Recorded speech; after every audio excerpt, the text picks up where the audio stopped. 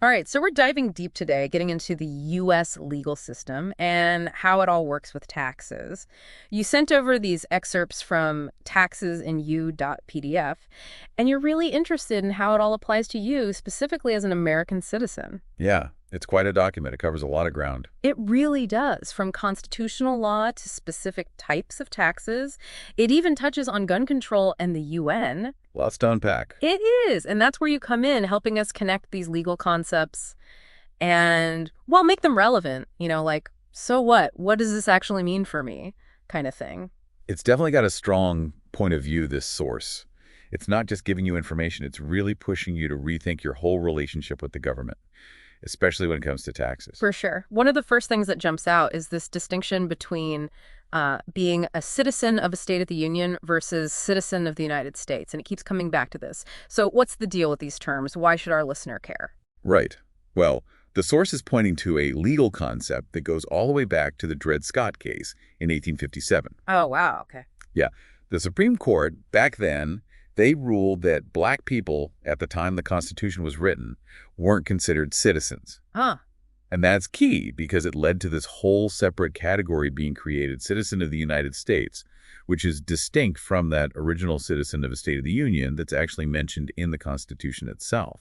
So are they saying that this distinction, like, from way back then still matters today? That seems to be the implication, yeah, that it might actually affect which federal laws apply to you, which jurisdictions you fall under. Okay, so we're not just talking about history here. This could actually have real implications for our listener right now. Exactly.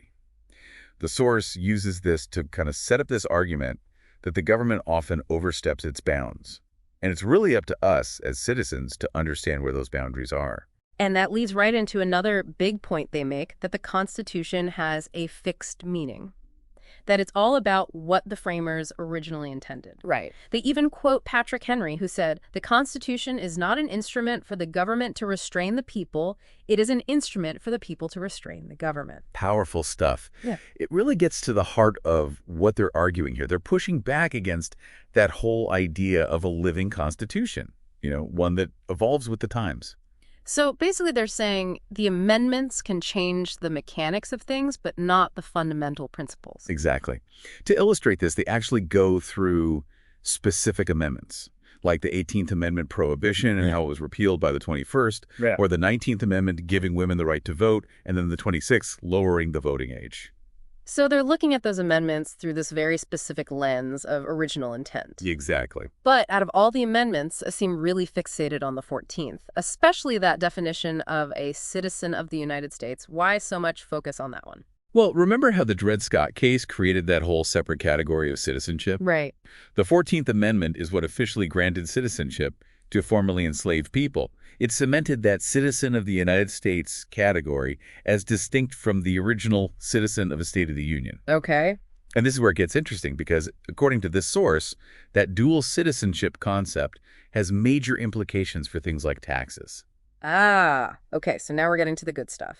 It's all connected. And speaking of taxes, the source really dives headfirst into that. They even make this pretty bold claim that the Internal Revenue Code, or IRC itself, is actually constitutional, but that the way it's often applied, not so much. Right. So where do they go with that? Well, they break down different types of taxes: direct, indirect, imposts, duties, excise taxes.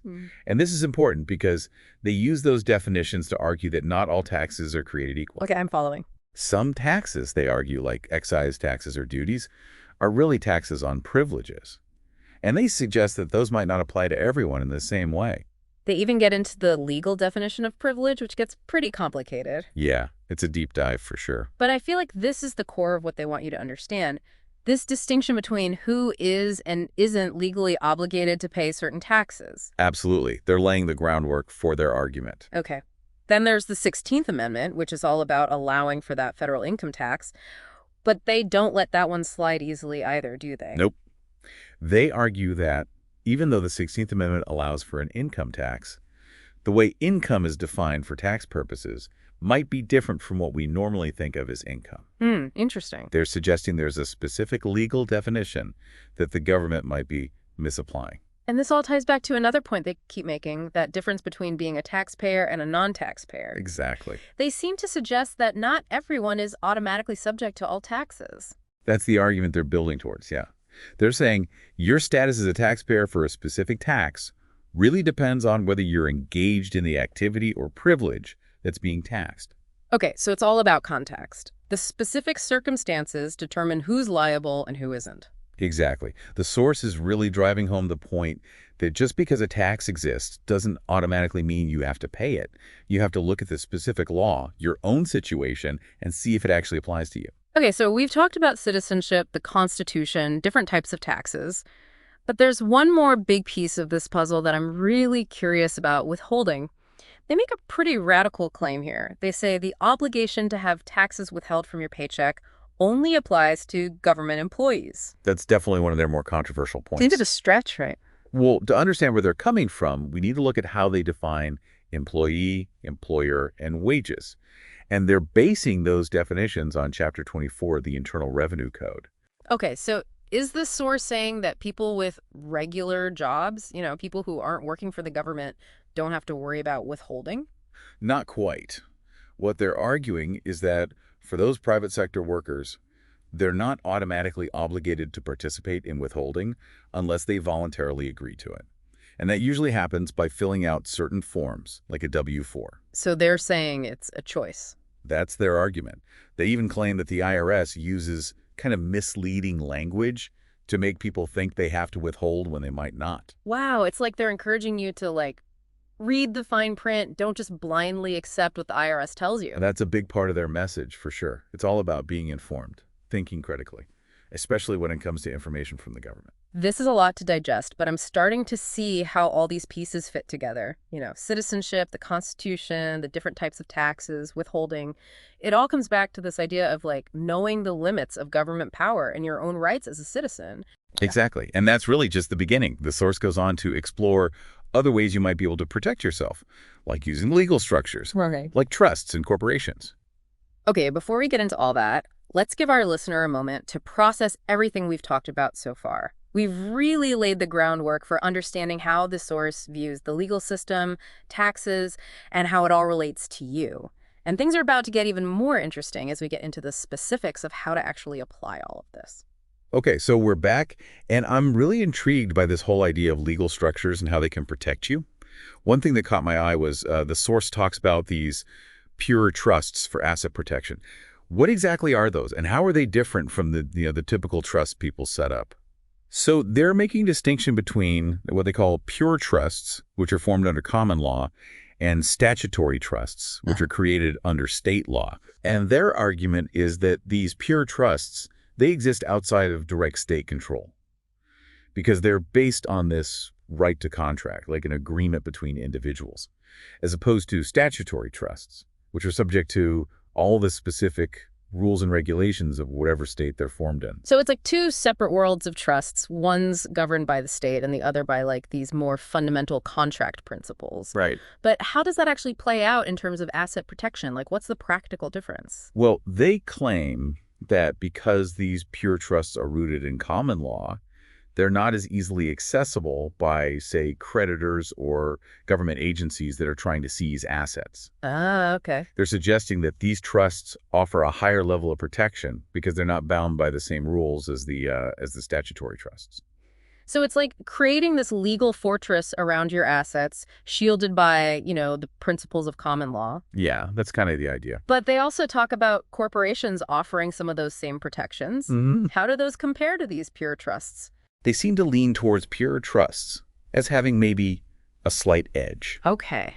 The argument is that because pure trusts aren't directly created under state law, they might be a little less susceptible to government interference or regulation. Interesting. So we've got these structures that could potentially offer some protection, but the document also hints at this whole tax honesty movement that seems to be gaining some traction. Yeah. What exactly is that movement all about, and how does it fit into this bigger picture? It's not just about refusing to pay taxes altogether. It's more nuanced than that. Okay. It's encouraging people to educate themselves about the tax code, understand their rights and responsibilities as taxpayers, and then make informed choices about how they engage with the system. So it's not tax evasion, it's tax awareness. Right. It's about taking control instead of just blindly following what the government tells you. Exactly. Empowerment through knowledge. They argue that the government often misrepresents its own authority, especially in the area of taxation. And it's up to us, as citizens, to really understand the nuances and assert our rights. And this movement, it's attracting a pretty diverse group of people. It's not just a fringe group. You have everyday folks, business owners, even professionals getting involved. It seems to be. So it's like this growing force of people from all walks of life who are, questioning the status quo, seeking a more balanced relationship with the government, especially when it comes to taxes. Yeah, that's how the source portrays it, definitely. It's pretty interesting how the source straight up criticizes what it sees as unethical behavior on the part of the IRS and, the government in general. They don't hold back. Yeah, they're very critical of how the IRS operates. They even compare some of their actions to organized crime. Yeah, accusing them of using deceptive language, intimidation tactics to get people to pay taxes that they might not legally owe. Pretty serious accusations. But they also acknowledge that challenging the system can be risky, and they even share stories of people who, who've gotten into trouble because of their tax-related activities. Right. They actually tell the story of this guy, Dave Champion, a prominent figure in the tax honesty movement. He even hosted his own radio show on these issues. Oh, wow. And they share details about this interview Champion gave to Business Reform magazine, where he talks about his own experiences, the pushback he faced. So they're being realistic, like, there are consequences for going up against the system, even if you think you're right. Yeah. And he also talks about some cases involving his friends, like this guy, Dick Simkinen, who ended up being convicted on tax evasion charges. Wow. So it's a cautionary tale for sure. It shows how important it is to really understand the law so you don't end up making costly mistakes. Absolutely. And Champion, according to the source, stresses that there's a right way and a wrong way to go about this. Like, he warns against things like filing for refunds on taxes you've already paid. Because that can trigger audits and just bring a lot of scrutiny from the IRS. Yeah, that's not a good idea. He also cautions against just blindly following advice from self-proclaimed experts. He really emphasizes doing your own research, making sure you understand the legal principles at play. So it's not like a DIY project. You can't just Google your way out of tax obligations. You've got to be smart about it. Right, exactly. You need to be informed, strategic. It sounds like they're walking a fine line here, encouraging people to question the system, assert their rights, but also being realistic about the potential risks, urging caution. It's definitely a balancing act. It's about informed action, not just blind defiance. Yeah. Taking calculated risks, understanding the potential consequences of your choices. And one of those choices seems to be how you protect your assets. They really hammer that point home. Definitely. Asset protection is crucial, regardless of where you stand on taxes. Okay, so now here's where things take an interesting turn. The source suddenly shifts gears and starts talking about immigration law. Specifically, the laws around hiring unauthorized aliens. Yeah, it seems a little out of left field at first. What's the connection there? Why bring that up in a discussion about taxes and citizenship? This is where their whole focus on jurisdiction comes back into play. Remember how we talked about how not all laws apply to everyone equally? Right. Well, they use immigration law as another example of this. They get into the specifics of 8 U.S.C. 1324A, which is the law that prohibits employers from hiring unauthorized aliens. Okay. And they argue that based on the actual language of the law and its regulations, it mainly applies to government entities, not private businesses. So it's like another case of a law that seems to have this broad reach, but when you really break it down, its actual scope is much narrower. Exactly. And they're making a larger point here. You can't always just take the government's word for it when it comes to the law. You have to dig deeper, understand the nuances, be willing to challenge those assumptions. Don't believe everything you're told. Do your own research. That's the message. Exactly. It's about empowering yourself with knowledge, taking ownership of your relationship with the government. That's at the core of it, yeah. Understanding that you have rights, that you don't have to just be a passive participant in a system that might not always have your best interests in mind. This is really thought-provoking stuff. We've covered so much already, from the history of citizenship to the specifics of tax laws, withholding, legal structures, even immigration law. And it all goes back to this idea of understanding your rights, navigating the legal system in a way that empowers you. And we're not done yet. The source goes even further, exploring some real-life examples of people who have actually put these principles into action. And they show both the successes and the potential pitfalls they encountered along the way. Okay, before we get into those stories, Let's give our listener a moment to process all this. It's a lot to take in. It really is. And when we come back, we'll dive into that practical side, see how all of this actually plays out in the real world. We're back, and it's time to get personal, to hear about how some people are actually putting these ideas into action. We've talked a lot about this Dave Champion guy. He seems to be like a central figure in this whole tax honesty movement. Definitely a key player. They really paint him as a kind of folk hero for the movement. Yeah, and he even had his own radio show where he talked about all this stuff. He did. He really dove deep into what he saw as government overreach, especially when it came to taxes. The source actually features excerpts from an interview he gave to Business Reform magazine. Oh, wow. Yeah, where he really gets into the specifics of, his own journey, the pushback he faced, all of that. And it wasn't always easy for him, right? He talks about some of his friends who got into some serious legal trouble. Yeah, like Dick Simkinen. Right, Simkinen. He ended up being convicted on tax evasion charges. Right. And Champion's account of Simkinen's case really shows that there could be real consequences. It's not a game. No, not at all. It shows how far the government might go to, silence dissent and discourage others from questioning its authority. Champion also talks about this dentist, Pencil, who was convicted on similar charges. Yeah, it's a cautionary tale for sure. You have to understand the nuances of the law. Right. Avoid those pitfalls that can really get you in trouble. Exactly. And Champion is very clear about that. He says there's a right way and a wrong way to go about this. Okay, so what does he say is the wrong way? Well, he specifically warns against things like filing for refunds on taxes that you've already paid. Okay, yeah, I can see how that would raise some red flags. Right, puts a target on your back. He also says, don't just blindly follow advice from these self-proclaimed experts. Do your own research. Make sure you actually understand the legal principles behind everything. You can't just Google your way out of tax obligations. No, you have to be much more strategic than that. It sounds like he's encouraging a kind of informed participation, not just blind defiance. That's definitely the vibe I get from him, through the source at least. He wants people to understand their rights, but also be aware of the risks. Proceed with caution. Exactly. And one thing he really stresses is the importance of asset protection, right? Absolutely. He believes it's crucial, regardless of your views on taxes, especially in the current legal environment. So it's about more than just minimizing your tax burden. It's about protecting yourself.